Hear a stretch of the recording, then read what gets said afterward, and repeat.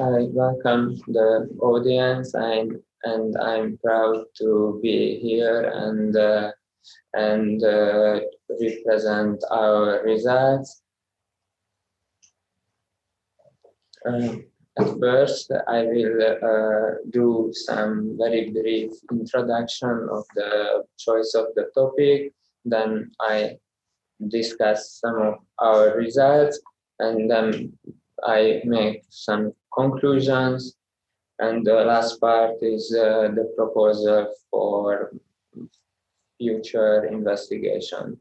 So we start with the Born-Oppenheimer approximation. There's a time-independent Schrödinger equation.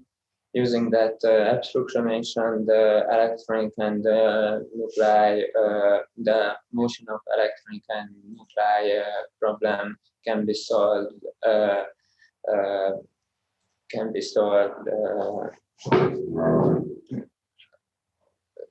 Separately. In our work, we focus on the electronic problem.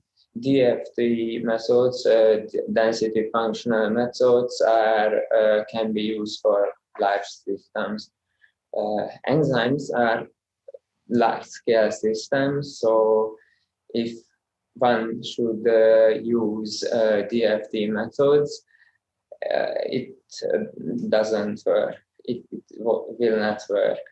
The size of the system is too large, maybe thousands of atoms.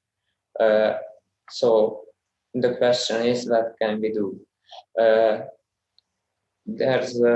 are some QMMM methods, such as Onion, which combines other levels of theory. We can divide the system in two or more parts.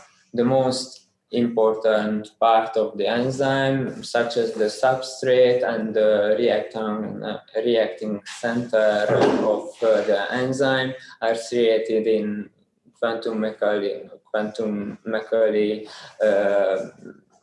description. The rest of the system is created by, for example, molecular mechanics,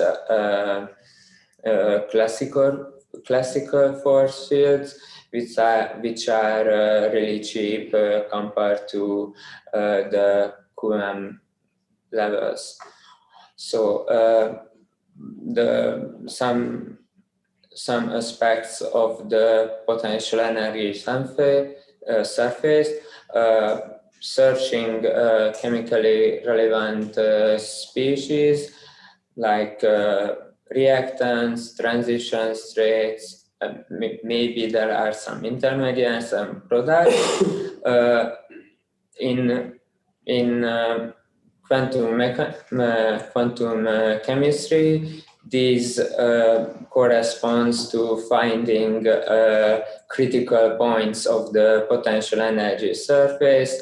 Local minima points correspond to the reactants, intermediates, product, while the transition states is first order saddle points between two minima.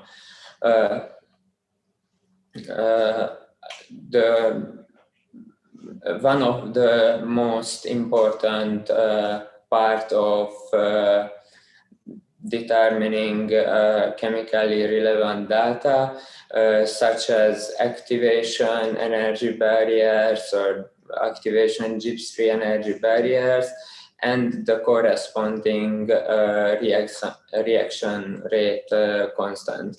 The lowest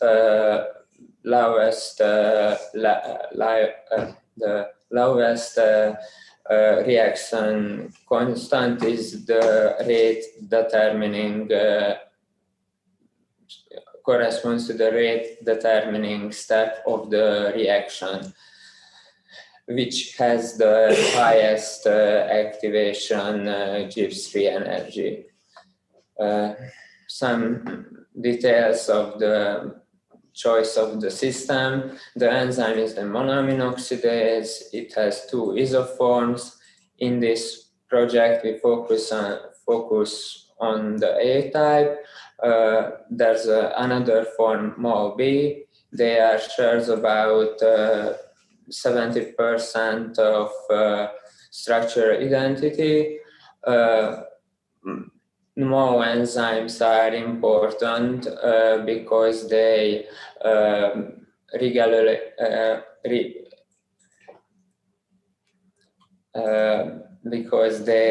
regulate the levels of neurotransmitters in the brain, and the other choice is the ligand, which were the N,N-dimethyltryptamine and its primary amine analog, the tryptamine.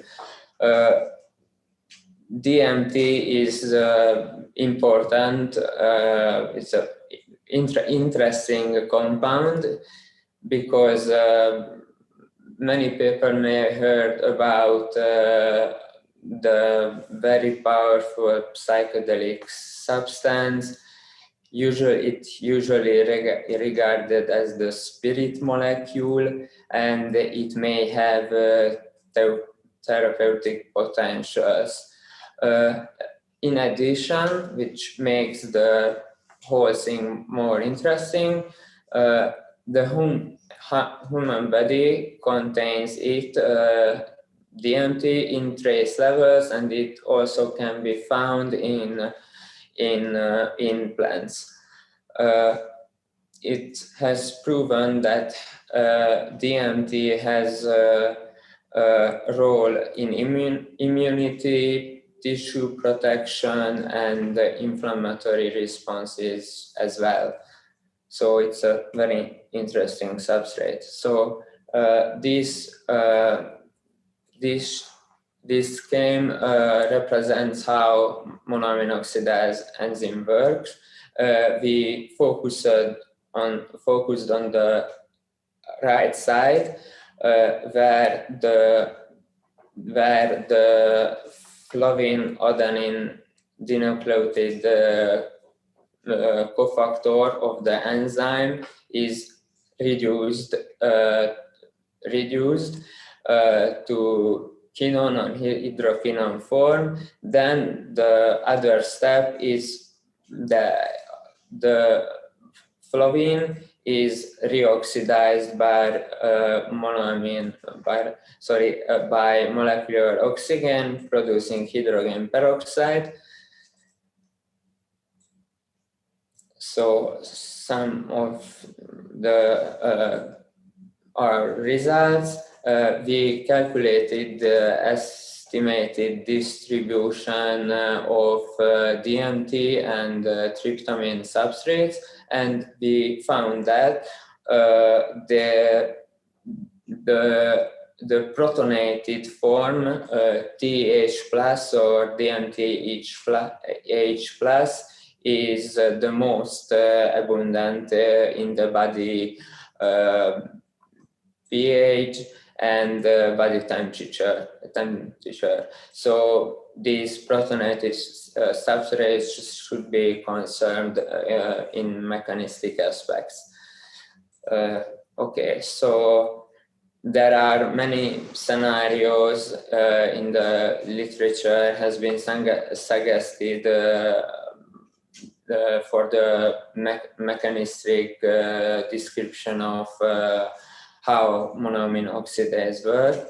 In the first 2 rows, there are literature mechanism for primary amines. In the first row, one can see that the amine lone pair attacks this carbon atom, and the nitrogen abstract proton from the substrate, and by this the flovin get the reduced form. The another suggested scenario is that the flovin ring may not accept a proton. It also can accept a hydridion, and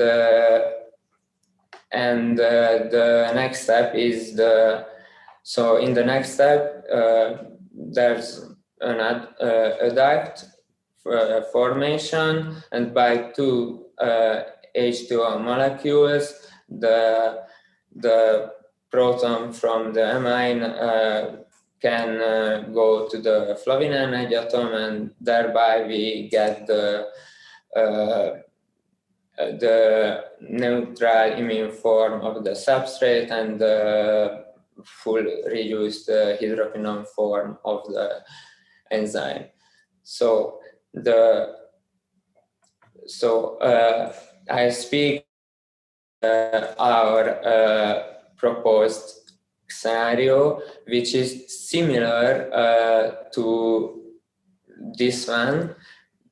Just the difference is that we suppose that it may be possible that a protonated substrate, because of the ratio in the body, a protonated substrate enters the active site of the enzyme, and this proton exchange happens prior to the enzymatic reaction, and then the flovin ring becomes positively charged, and then hydrodion transfer mechanism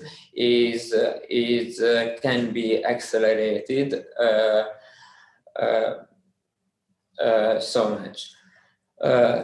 This is so this graph shows our results.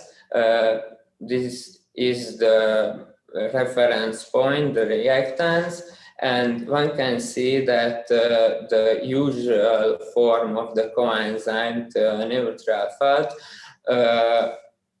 has activation barriers for the tryptamine and dimethyltryptamine. And if we suppose that FAD-H plus is a possible form, then one can see that the activation gyps-free energy barriers are reduced in about 2-4. So these new activation barriers are nearly 2-fold decrease compared to the neutral fat form, which makes very interesting this FAD-H plus of the coenzyme, and we suggest further studies to evaluate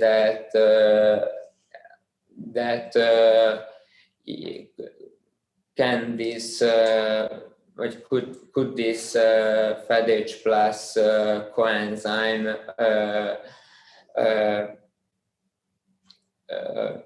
could this FAD-H plus coenzyme form before the hydrid transfer reaction. So now we make some conclusions of the results. In both coenzymes, FAD and FAD-H plus, the activation gyps-free energies is lower for dimethyltryptamine than tryptamine, which the design behind this phenomena made that the hyperconjugation effect of the methyl groups on amine nitrogen. The other results that this novel FADH plus cofactor decreases the activation barrier for tryptamine and dimethyltryptamine as well. For tryptamine, the decrease is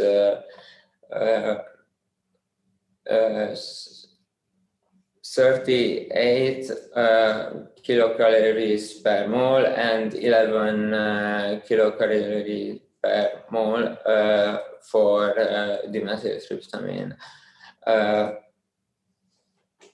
So, as I said before, our suggested new FADH plus coenzyme nearly decreases the activation GIPS3 energies by 2-folds compared to the usual fadinode and dinucleotide cofactor.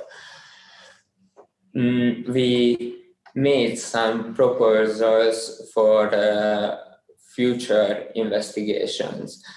As I said before, one should elucidate the possibility of FADH plus formation.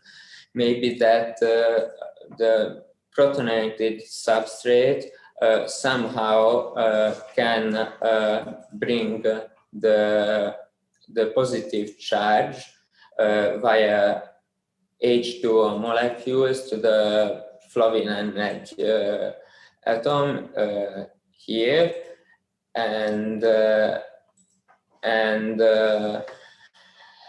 we made efforts to examine this process, but they are results in very expensive calculations, because the water molecules should be in a high layer, which is described by quantum mechanics theory.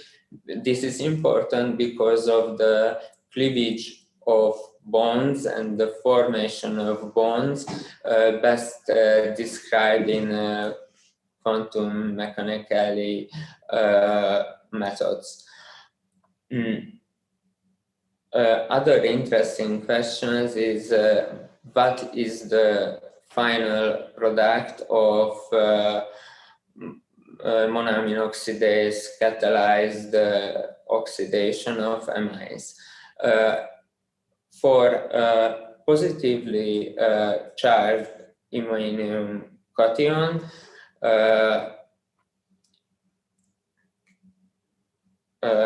so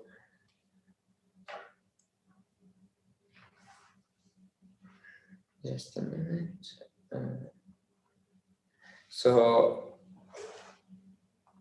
Positively charged iminium cation only forms in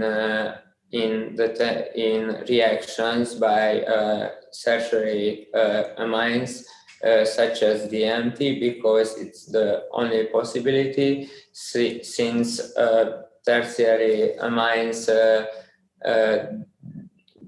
don't have any mobile protons on each amine nitrogen. The neutral imine or iminium cation is another question. Our results reveal that for the primary tryptamine substrate, it depends on the substrate. So the Fed and FedH plus form of the coenzyme. In the former case, with Fed, as shown before, neutral form of imine can be result. So the reaction can result in neutral imine instead of positively charged imine cation. In the latter case, FedH plus results in iminium species are the only option if we concern primary amines. So thank you very much for your attention, and I hope that you enjoyed the presentation. Thank you very much, Carol. So time for questions.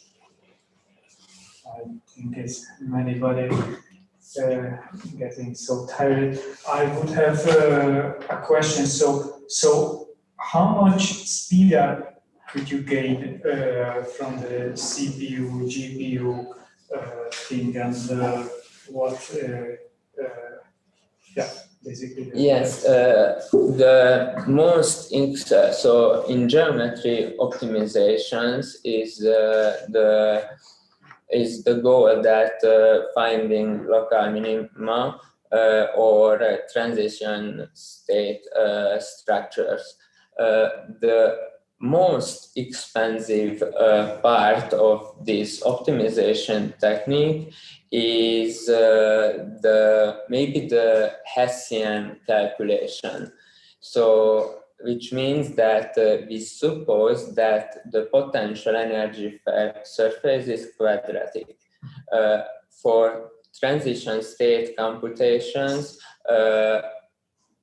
calculate the Hessian matrix, which is very, very expensive. So it depends on the computer. It can last weeks for big systems like, for example, this monominoxidase system. And this is a very high cost part of the optimization techniques. We found that in many cases, so the Hessian should be computed in each optimization step, not only the first, in each reaction step, which makes a huge computational effort, but using that Hessian calculation in each step can reduce the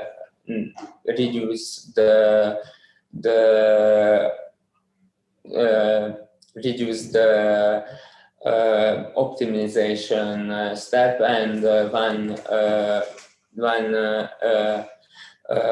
can lead. So this usually led in better convergence, and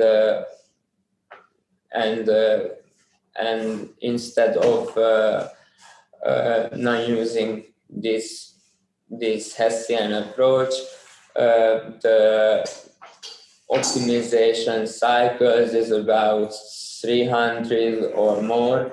But if one use this Hessian calculation in each step, the step of reaching the convergence, the stationary bound, maybe in 5 or 10 steps is possible.